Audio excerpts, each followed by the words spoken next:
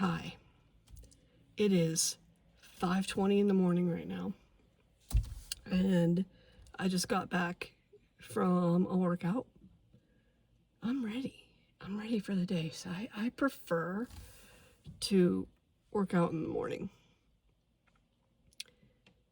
Because honestly, after a day of doing everything I do, sometimes I don't want to do anything else. But no, this is how I like to start my day. Thank you for the love on the Veronica from Flesh God Apocalypse interview that came out yesterday. Hello. Yo. What's up? What's happening? We're having a little conversation. With yourself? With myself. Okay. Don't worry about it. He gets antsy when I don't come inside, so we'll see you later.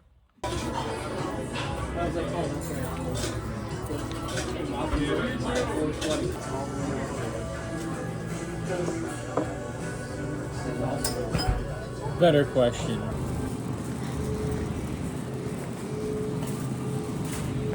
Spinach next.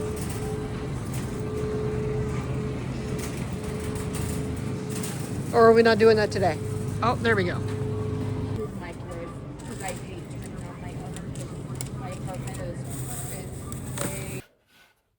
What's up? You caught me in the middle of editing, and while I'm editing, I do it comfortably, just so you can see. A little bit of nostalgia, and just comfort. I like wearing 90s t-shirts for comfort. And I've been doing some thinking, like, I don't know why, but when you get in a zone, you can get in a zone when you're editing audio, video, and it kind of becomes meditative. So I meditated on this analogy that I heard. And it's about, essentially what it boils down to is people are marbles. People are marbles, just crashing into each other, rolling into each other, doing what they do. They cannot be helped or contained. Okay, it's just going to do what you do. So let me put it in perspective. Let's say you make a mistake one day. Okay, you crashed into somebody that day. Well, guess what? Tomorrow someone's going to do it to you. And then they're going to do it to somebody else. And it's just, my point is, I use this analogy to calm myself and give myself a little bit of a reframe. And understand that very rarely is it ever that deep, and something that you feel bad about, something somebody else may feel bad about, whatever, you're all going to move on from it very quickly. Because that's kind of how life works. That's kind of the nature of it. That's kind of the speed of things. And it's inevitable that changes in relationships, or, you do something that maybe you really didn't want to do, but you had to do it for whatever reason, whatever. We're all just marbles crashing into each other and trying to survive on this little bigger marble called planet Earth. Taking that thought for today. That was on my mind today.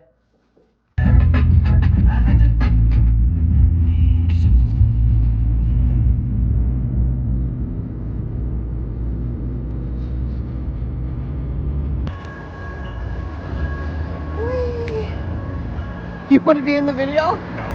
I didn't. Emperor and Blood Incantation tonight. Good evening, Minneapolis.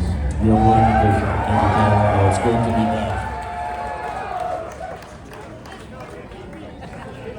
back. So, we love you guys so much. But, unlike most times, we've actually seen quite a lot of you, so we're not going to be here next year or the year after, because you've seen us 4 times in 3 years. That's a pretty good batting average for you guys. So we really like being here in Minneapolis, and we all know why you guys are actually here. It's actually the same reason we're also here. So we're going to hurry up and get out of your way. This one. Red. This one goes out to anybody who's ever felt trapped in the Cyclone Dome, desperately fighting for freedom. It's called The Message. The Message.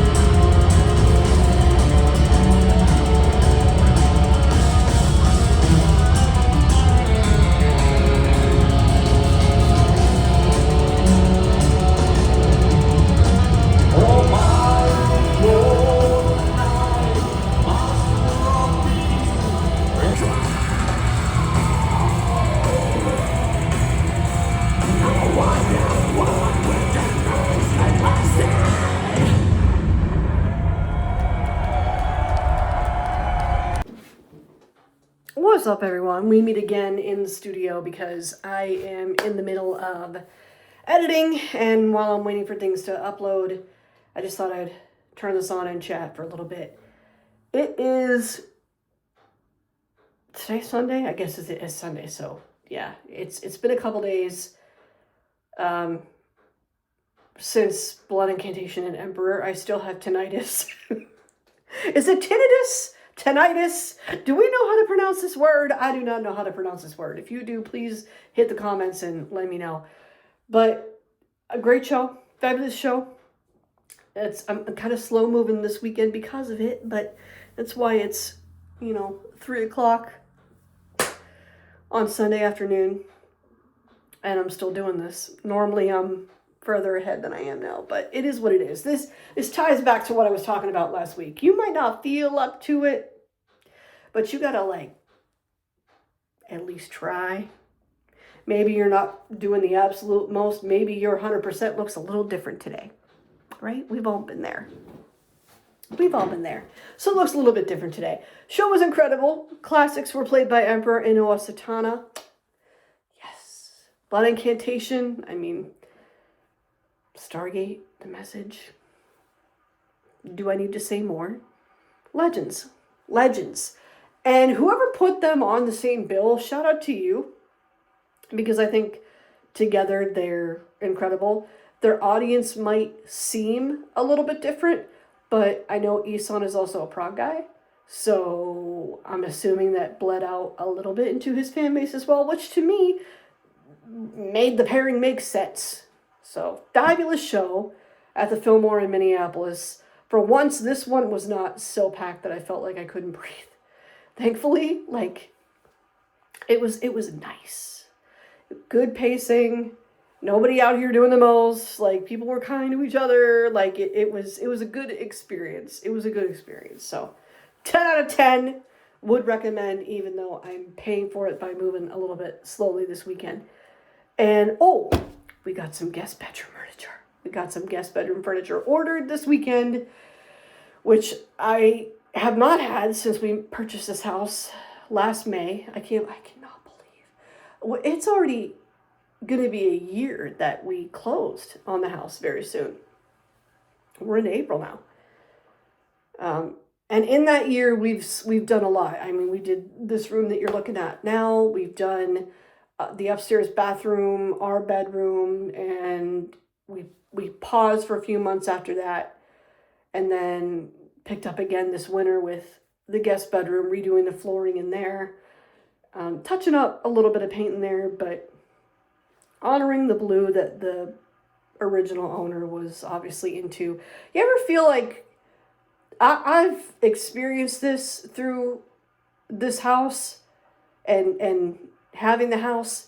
Sometimes I'm caught between honoring what the original owner wanted and then wanting to do my own thing. And it's a weird thing to kind of wrestle with, but in this case, we felt like we would honor the blue.